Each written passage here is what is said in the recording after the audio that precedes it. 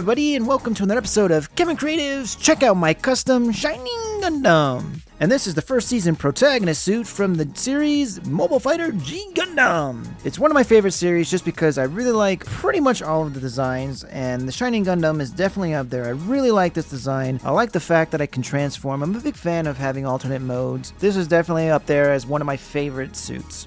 We'll start with the shoulders just because that was the parts that I actually painted first. And the reason was, I wanted to utilize the stickers for the transformation just because they're already in the perfect shape for the shoulders. So I figured rather than cutting out a bunch of masking tape for that, we'll just use the stickers. So I painted that brass first, applied the stickers, painted the red, took off the stickers, and there you go. Doesn't that look wonderful? I mean, look how shiny it is. And I specifically went ahead and did brass instead of gold just because this was supposed to be his powerful, glowing, shining mode. So I figured brass is a bit of a lighter color than gold. Gold can be a bit, not dull, just darker. It's much darker metallic color. So I figured I'd go with the brass. It's a bit brighter and very happy with it. There's also a few brass parts underneath the blue gauntlets, as well as on the sides of the legs. Unfortunately, for the sides of the legs, those hatches, they open, but they don't stay open. I really don't know what the plan was there. So the way those hatch gimmicks work is they're flaps. You open them up and that's it, but there's no hinge. It's literally just a piece that plugs in. Or how am I supposed to flip it open if there's no hinge? I just don't use that. I don't know what to tell you. It doesn't work. The feet transform though, so that's pretty cool. Couldn't tell you how to do it just because I did it once and that was it. Typically, as I think I mentioned before, I don't transform my model kits. That's a good way to damage the paint, so I just kind of stay away from that. If there is a design that I really feel like I like both modes, then I'll buy two sets. This one, I mean, it is an HG. You know, I don't need two HG Shining Gundams. I know both modes are cool, but they're pretty subtle in their change. If anything, I'll swap the heads. I did paint the additional head just because I figured I'm not going to swap out all the parts or anything or change up all the parts, but the head, okay, if I decide I want to have the standard mode head and the feet, I could flip those around, but that's it. I did add some nice little additional gold detailing on the sides of the blue gauntlets. I like to always just look at the whole design and see what can I use that maybe not was intended to be a different color, but hey, it's molded there, let's make things stand out. So I went over that with enamel. First I painted everything in the blue, and then I masked off the area, went over the gold, and there you go. Looks great, couldn't be happier. I also went ahead with those black pinstripes as well along the ankle guards and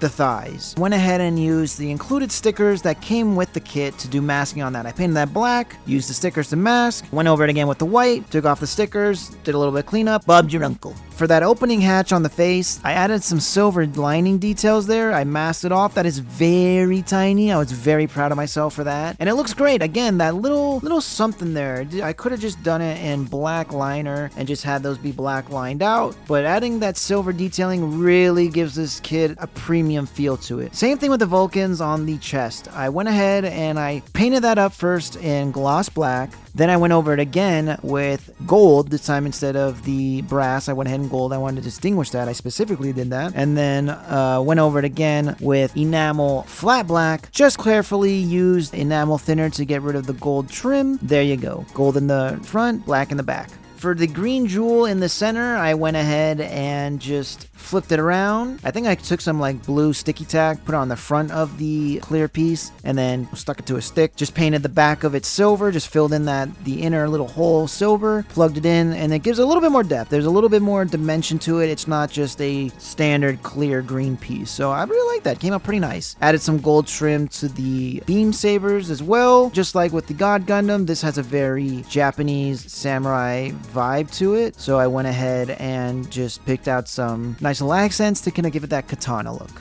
The shining finger also looks pretty damn awesome. I mean, this one I'm actually really happy about because it's not a standard orange glowing effect. I feel like most glowing effects are typically yellow and orange. I mean, you're trying to replicate fire. But in this case, I had to work with something a little different. It's giving you kind of a radioactive glow, and I think I did a pretty good job. I don't know if it's perfect, but it's pretty damn close. Primed it up in white. Then I went over it again with fluorescent green, and then with fluorescent yellow, I highlighted it just to give it some accent. And I'm really happy with how that came out. I did the same thing with the sword that came with it. It came with that cool custom sword, as well as the ginormous, glowing, shining finger hand. They all came out pretty amazing. They look so good. Unfortunately, there's no way to hold the sword. I don't know what the plan there was. Can't do it. Sword can't be held. You can't even paint the sword properly because I had to clip on the alligator clip to the sword and then paint it. But the problem was, after I moved the clip, now we got that one spot that's not painted. So I tried to pick a spot where, like, okay, how can I fake this if it's going to be held? And thankfully, with the trick of the camera, I went ahead and hid that pretty well. You're not going to see where that one spot that's unpainted. So kudos to me, I guess. But it would have been nice if they had just included an additional sword holding hand. That would have been convenient, I would say. But wait, you know, this is Kevin Creative. We work with what we got and we do a good job of it.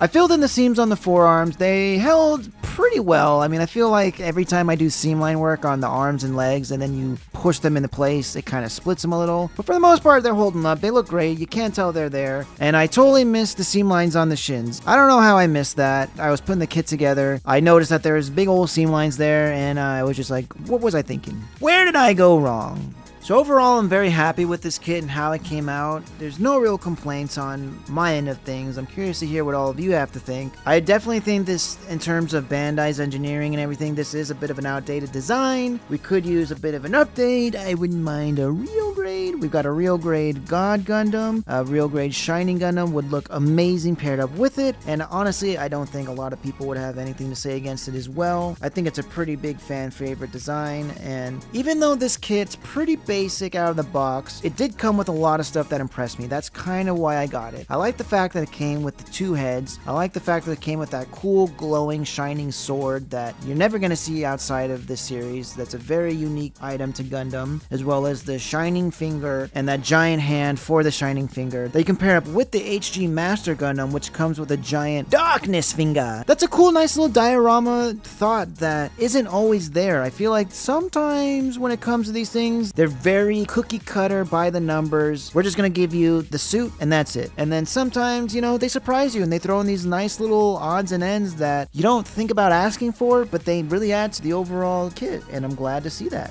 Once again, I painted the head Vulcans. I think they came out pretty crisp. So I'm pretty happy with how the Vulcans came out. That was just another bit of little hand-painted details that make a big difference to the head. Makes it stick out just a little bit more as that little bit of polish. These little things that I look for to help give that kit just a little bit of an edge over what it would look like straight out of the box. So with the core lander, I started with the canopy. I painted that in a very high gloss. I think I might have even went over it again with just a gloss coat just to really bring it out and give it that tinted look. And then I masked that off, painted it with the flat white just to give it a nice trim around it. And that makes such a huge difference. Same thing with the thrusters on the bottom of it. That's all one piece. So I went ahead and I painted that up in the metallic gunmetal first, masked that, went over that again with the white, I believe. Yeah, I went over that with white, masked that, and then did the blue. A lot of layers that really help add to this kit. And once again, I feel like I did a bang up job just because I feel like if I can do this as well as the other core lander at this scale, really what isn't there I can't do.